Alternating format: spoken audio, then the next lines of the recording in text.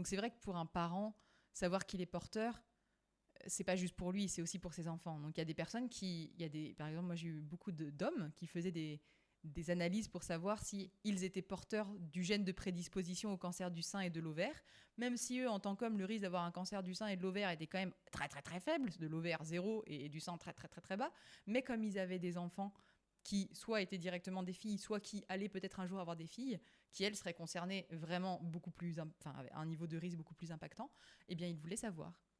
Ils voulaient savoir pour pouvoir protéger la suite. Donc j'avais en face de moi des personnes totalement saines, qui allaient très bien et qui voulaient se protéger. Évidemment, ça c'est un cas de figure qui, pour moi, est quelque chose de l'ordre du luxe. Savoir protéger les siens d'une maladie éventuelle, c'est quand même avoir 4 coups d'avance sur des symptômes, parfois des maladies graves, parfois des maladies mortelles.